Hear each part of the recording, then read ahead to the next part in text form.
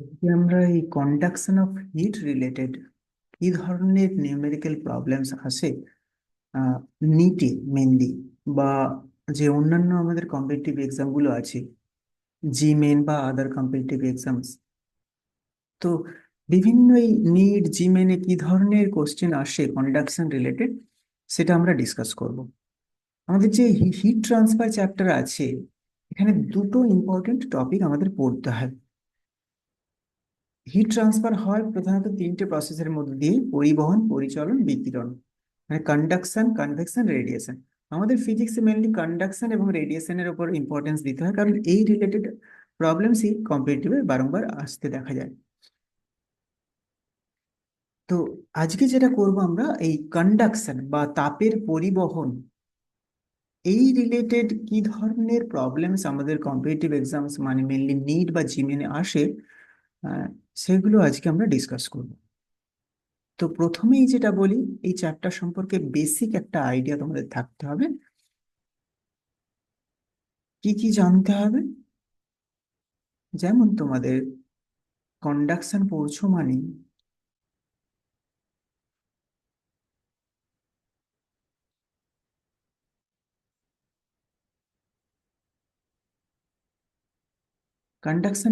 মানে যে hit conduction,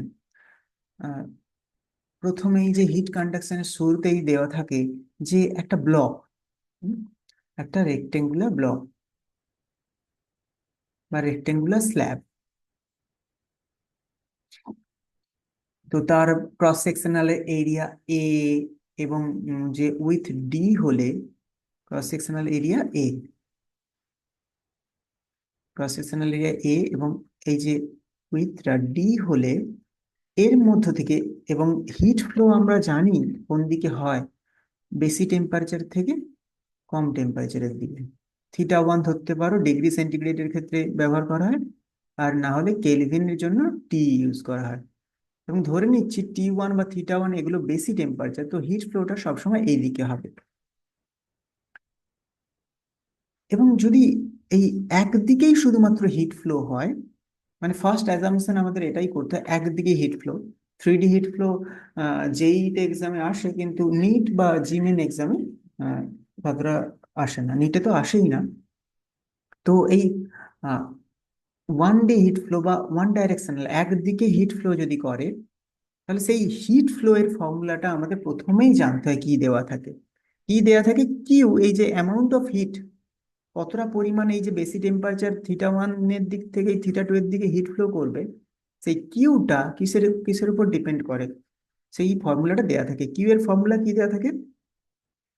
বা আরো বলি যে Q by T, rate of heat flow দেয়া থাকে আমাদের, কে এরিয়া টেম্পারেচার ডিফারেন্স, এটা তুমি কেলভিনের জন্য T1 - T2 লিখতে পারো, বা যেহেতু ডিফারেন্স তুমি সেন্টিগ্রেডের জন্য থিটা 1 - থিটা 2 লিখতে পারো, বাই ডি। এটা হচ্ছে রেট অফ হিট ফ্লো এর ফর্মুলা। এইটাই হচ্ছে মেন ইম্পর্টেন্ট ফর্মুলা। এবং কে এর তো ইউনিট ডাইমেনশন জানবেই, এছাড়াও যেটা জানতে হয়, মানে এইখান থেকে কি ধরনের প্রবলেমস আমাদের আসতে পারে। এক তো যে রেট অফ হিট ফ্লো, এই যে রেট অফ হিট ফ্লোটা কোন কোন কিসের কিসের সঙ্গে প্রপোর্শনাল জানতে হয়, যেমন এরিয়ার সঙ্গে প্রপোর্শনাল, টেম্পারেচার ডিফারেন্সের সঙ্গে প্রপোর্শনাল, আর ডি এর সঙ্গে ইনভার্সলি প্রপোর্শনাল। এই জিনিসগুলো যেমন জানতে হবে, আর এখান থেকে প্রবলেমস বলতে আসে এক করতে কম্পোজিট স্ল্যাব, দুটো স্ল্যাব যদি জুড়ে দাও এইভাবে, হুম, দুটো স্ল্যাব যদি জুড়ে দাও, আর একটা স্ল্যাব পাশে জুড়ে দিলে,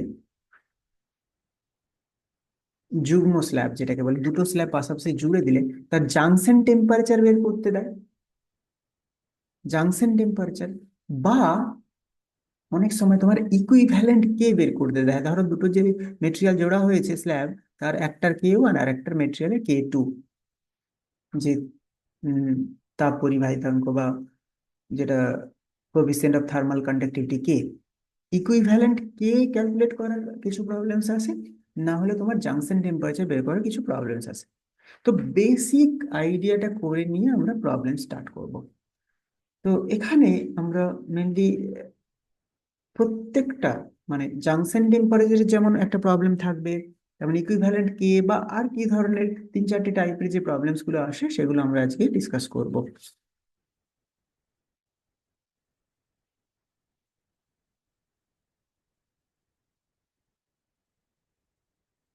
তো প্রথমেই দেখা যাক কি প্রবলেম আছে। একদম একদম সিম্পলেস্ট প্রবলেম হলে কি ধরনের হতে পারে? সিম্পলেস্ট প্রবলেম হলে কি দেওয়া আছে?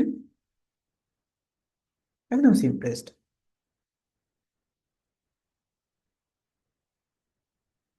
যে the two ends of a metal rod are maintained at, একটা মেটাল রড আমি কনসিডার করে নিই।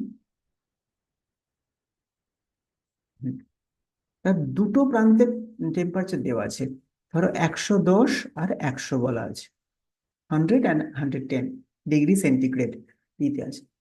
The rate of heat flow in the rod is found to be 4 joule per second. Rate of heat flow দেওয়া আছে মানে কিউ/টি। এবার কিউ/টি দেখতে হবে কি ছিল, এক্ষুনি আমরা ডিসকাস করলাম।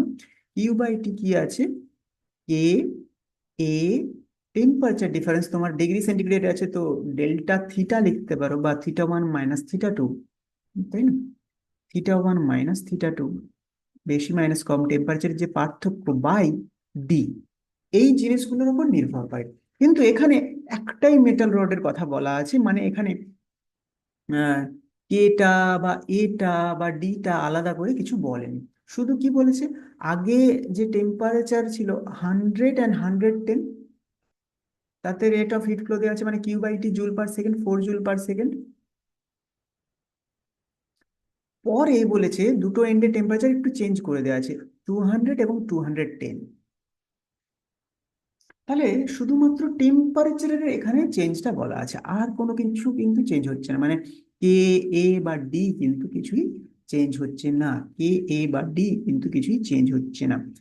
তাহলে টেম্পারেচারের ডিফারেন্সের সঙ্গে কিভাবে ডিপেন্ড করে, তাহলে আমরা বলতে পারি সরাসরি যে রেট অফ হিট ফ্লোটা সমানুপাতিক, proportional to the temperature difference. তার না, কে এ ডি এখানে কিছু দেয়া নেই, একই রডের ক্ষেত্রে শুধু চেঞ্জ করা হচ্ছে কি তাপমাত্রার পার্থক্যটা, টেম্পারেচার ডিফারেন্সটা। তো এখানে টেম্পারেচারের ডিফারেন্স কি চেঞ্জ হচ্ছে? দেখো, আগে 100 থেকে 110 কত ডিফারেন্স? 10। এখনো কিন্তু 200 থেকে 210, 10, ডিফারেন্স ইজ 10। তো যেহেতু এই টেম্পারেচারের ডিফারেন্সটা সেম, আর Q T proportional to the temperature difference, তো টেম্পারেচারের ডিফারেন্স যেহেতু সেম, তাহলে কিউ/টিও কিন্তু সেম থাকবে। তো আগেও যে রেট অফ হিট ফ্লো 4 জুল/সেকেন্ড ছিল, এখনো কিন্তু 4 জুল/সেকেন্ডই হবে। তো খুবই সিম্পল বা সিম্পলেস্ট একটা প্রবলেম। তো এইভাবে জিনিসগুলো করা যেতে পারে। নেক্সট,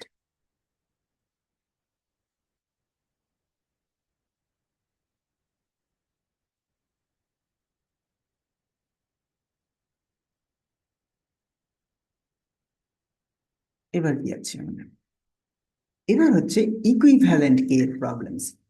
ইকুইভ্যালেন্ট কে দুটো টাইপের হতে পারে, মানে স্ল্যাবগুলো জুড়তে পারো তুমি দুভাবে। একটা তো তুমি পাশাপাশি জুড়তে পারো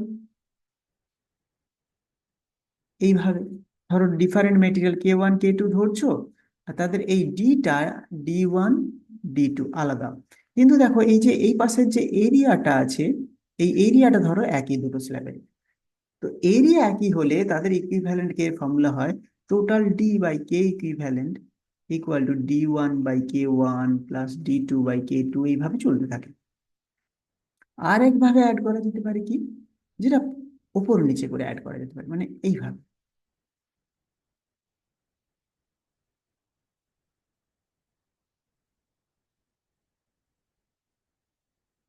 এইভাবে ফলে এদের ডিটা সেম হয়ে গেল, আর এরিয়াটা ধরো ডিফারেন্ট, তো ধরো এটা A1, এটা A2, এটা K1 K2। এটা আমি এইভাবে ভাবতে পারি, কে ডি এর সঙ্গে কে গুলো ভ্যারি করছে, তাই এই ধরনের ফর্মুলা। আর এই সেকেন্ড কেসে হচ্ছে এরিয়ার সঙ্গে কে গুলো ভ্যারি করছে, তো এক্ষেত্রে হয় K equivalent total area equal to K1 A1 plus K2 A2, এইভাবে কিন্তু চলতে থাকবে। Dot dot. তো এটা কোন ক্ষেত্রে, মানে কোন কেসটা অ্যাপ্লাই করা যেতে পারে সেটা আমাদের ভাবতে হবে। বলছে দুটো রড অফ ডিফারেন্ট মেটেরিয়াল, তাই তো K1 K2 দেওয়া আছে, welded as shown in figure. এবার দেখো the thermal conductivity of the composite slab.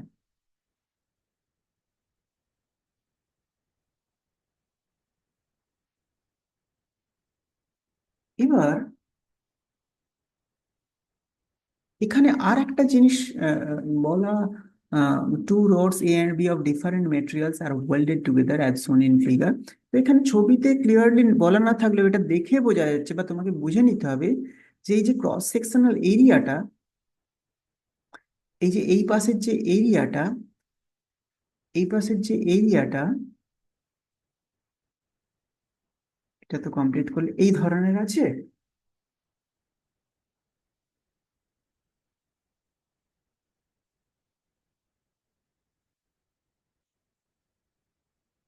মানে এটা যদি এরিয়া এ হয়, এটাও কিন্তু এ, ডি যেমন সেম, এও কিন্তু সেম, মানে সিমিলার, সিমিলার ডাইমেনশনের স্ল্যাব।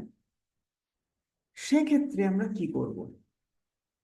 এটা আমরা যে এই ওপর নিচে যে অ্যাড করার যে ফর্মুলা, যে ডিফারেন্ট এ হলেও যে K equivalent into total A equal to K1 A1 plus K2 A2। কারণ এখানে ডি সেম, এখানে দেখতেই পাচ্ছি টোটাল ক্রস সেকশনাল এরিয়া হচ্ছে 2A, এ যদি ধরি 2A এরকম ভাবতে পারি। আর এটা K1 এর এরিয়া হচ্ছে A1, মানে এ ইকুয়াল এরিয়া যদি ধরে নিই, তাহলে ইকুয়াল এরিয়া এইভাবে আমরা লিখতে পারি। তো তাহলে কে ইকুইভ্যালেন্ট কত হচ্ছে, এগুলো ক্যান্সেল হয়ে গেলে simple K1 + K2/2, K1 + K2/2। এইভাবে ইকুইভ্যালেন্ট কে কিন্তু ক্যালকুলেট করা যায় কম্বাইন্ড বা কম্পোজিট স্ল্যাবের ক্ষেত্রে। নেক্সট,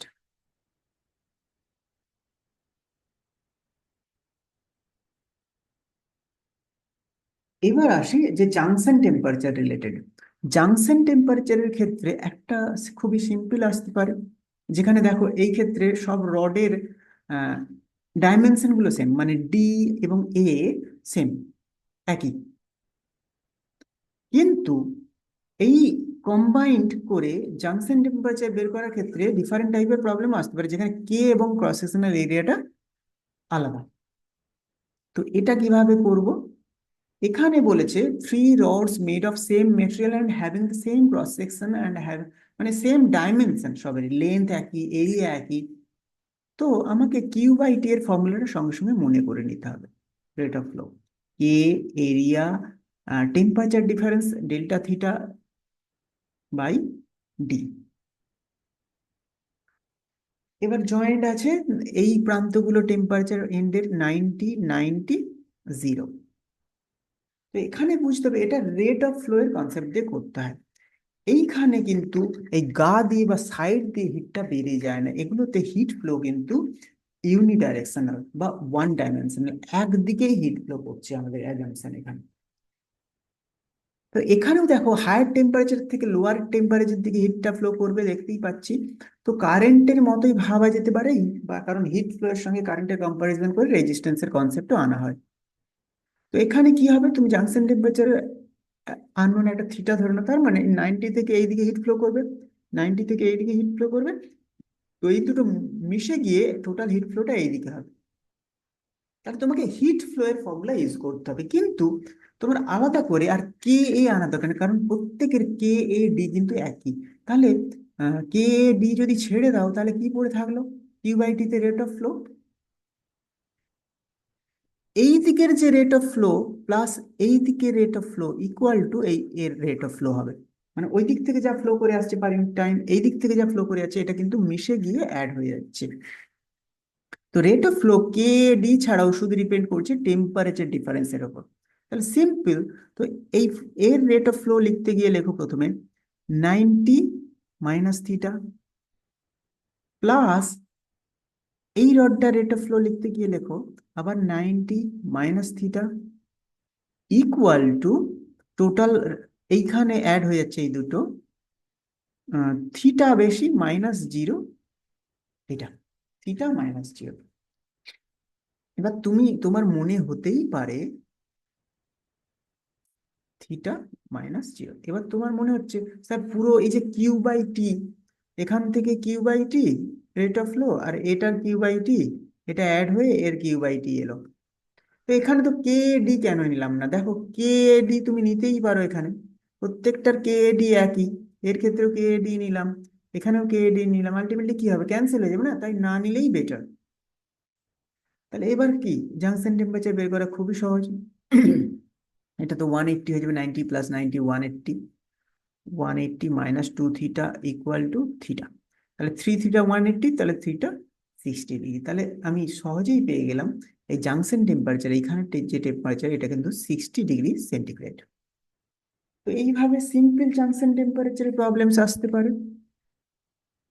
এছাড়াও এরপরে আহ, এই সিমিলার টাইপের প্রবলেমস করব যেখানে কে এবং ক্রস সেকশনাল এরিয়াটা ডিফারেন্ট, কে এবং ক্রস সেকশনাল এরিয়াটা ডিফারেন্ট, আলাদা।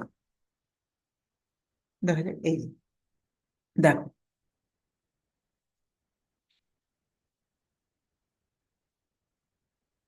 এটা ক্লিয়ারলি দেখা যাচ্ছে যে উম, এই যে দেখো ফার্নেস 450-তে একটা এন্ড রাখা হয়েছে, আইস বক্সে একটা এন্ড রাখা হয়েছে 0-তে, এবং যে এই যে স্টিল এবং কপার তাদের K1 K2 আলাদা আলাদা, তাদের লেন্থও আলাদা, L1 L2, এরিয়াও আলাদা। এখানে আর এরিয়া, এল, এগুলোকে ইগনোর করলে চলবে না, বাদ দিয়ে দিলে চলবে না, শুধু টেম্পারেচার ডিফারেন্স দিয়ে হবে না। এবং সেগুলো সব রেশিওতে ভ্যালু দেওয়া আছে। Then for the arrangement, you have to calculate the junction temperature. You have to calculate the junction temperature for this arrangement. তো সেন্টিগ্রেডেই দেওয়া আছে বা কেলভিনে দেওয়া আছে, ডিফারেন্স তো ডিফারেন্স একই হবে। এবার এটাও কিন্তু জাংশন টেম্পারেচার ক্যালকুলেট করার। তো মোটা হোক সরু হোক, এই যে হিট ফ্লো হচ্ছে এটা তো বেশি থেকে কম এই দিকেই হবে, একদিকেই হিট ফ্লোটা কিন্তু চারিদিকে, এই দিক থেকে হিট ফ্লো হচ্ছে না, এখানে আমাদের অ্যাজাম্পশনটা বুঝতে হবে। হিট ফ্লো চারিদিকে হচ্ছে না, হিট ফ্লো হচ্ছে ইউনিডাইরেকশনাল, একদিকেই হচ্ছে হিট ফ্লোটা। হ্যাঁ, তাই আমরা বলতে পারছি per unit time rate of flow পার সেকেন্ডে যতটা হিট ওই স্টিল দিয়ে আসছে, ততটা হিটই কপার দিয়েই যাবে, রেট অফ ফ্লো। আমরা ফ্লুইডসেও রেট অফ ফ্লো পড়েছিলাম সেখানে, ইকুয়েশন অফ কন্টিনিউটি ধারাবাহিকতার সমীকরণ পড়েছি, A1V1 = A2V2। তো সেইভাবে এখানেও কিন্তু রেট অফ ফ্লোটা ইকুয়েট করতে হবে। এখানে ইম্পর্টেন্ট হচ্ছে রেট অফ ফ্লোটাই, কিউ বাই টি। আমরা বারবার এই ফর্মুলাটা মনে রাখবো যে কিউ বাই টি বা dQ dT equal to K A temperature difference, মানে θ1 - θ2 বা T1 - T2 বাই হচ্ছে ডি বা লেন্থ। তো এটা, তো এই স্টিলের মধ্যে দিয়ে যে হিটটা আসছে এটাই কিন্তু কপারের মধ্যে দিয়ে লোয়ার টেম্পারেচারের দিকে যাবে। তো জাংশন টেম্পারেচার একটা মিডিল হবে, 450 এবং 0-র মাঝামাঝি কোথাও একটা ইন বিটুইন টেম্পারেচার হবে। তো সেটা কিভাবে করব, এটা এখানে টি বলেছে, তো টিটা আমাদের ফাইন্ড আউট করতে হবে। তাহলে এই স্টিলের, প্রথমে স্টিলের কিউ বাই টি বা ডিকিউ বাই ডিটি কি হবে, ডিকিউ ডিটি বা কিউ বাই টি কি হবে? স্টিলের ক্ষেত্রে আমি বলতে পারি যে স্টিলের K1 ধরে নিই, A1 temperature difference 450 - T by D, Q by theta আমি কিউ বাই টি লিখছি দুজনের, বাই লেন্থ, মানে L1 ইকুয়াল টু কপারের A2 T - 0 বাই L2। এবার প্রত্যেকের রেশিও যেমন দেওয়া আছে সেই অনুযায়ী একটু সাজিয়ে নিতে হবে, আমাদের টিটা ক্যালকুলেট করতে হবে। তো K2/K1 দেওয়া আছে, তো K1 কে ওই পাশে নিয়ে চলে যাই নাকি, K1 A1 L1 সবই ওইদিকে নিয়ে চলবে। তাহলে এটা পড়ে থাকবে 450 - টি ইকুয়াল টু K2/K1 হয়ে গেল। আর এখানে A2 ছিল বাই A1, আর এখানে L2টা নিচে, তাহলে L1 উপরে চলে যাবে L2। এবার রেশিওর ভ্যালুগুলো তুমি বসিয়ে দাও, K2/K1 কত ছিল, 9, এখানে টেম্পারেচার টি থাকলো, A1/A2 2 দেওয়া আছে, তাহলে A2/A1 1/2, মানে নিচে 2 হবে, L1/L2 2, ক্যান্সেল গেল, শুধু 90। তো এটা টি মাইনাস আছে ওইদিকে, অ্যাড হয়ে গেলে 10T = 450, তাহলে simple T = 45 degree. T = 45 degree. তো এইভাবে আলাদা আলাদা ডিফারেন্টকে, আলাদা এরিয়া, আলাদা লেন্থ থাকলেও কিন্তু আমরা খুব সহজেই জাংশন টেম্পারেচার ক্যালকুলেট করতে পারি। কিন্তু কনসেপ্ট হচ্ছে রেট অফ ফ্লোটা একই। রেট অফ ফ্লো, তাপ পরিবহনের হারটা একই থাকবে যেমনই হোক, কারণ একদিকেই হিটটা ফ্লো করছে।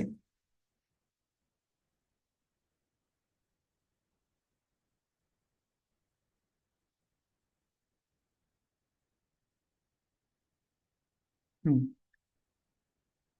ও, এখানে নাম্বারিংটা একটু ভুল ছিল, 1 2 3 4। যাই হোক, হবে। আগেরটা 4 হয়ে গেছে, তারপর এটা 3 হয়ে গেছে, যাই হোক।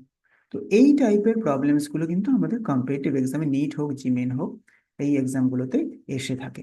তো তোমাদের বেসিক আইডিয়াটা করতে হবে, তারপরে এই ধরনের প্রবলেমস কিন্তু প্র্যাকটিস করতে হবে। এবং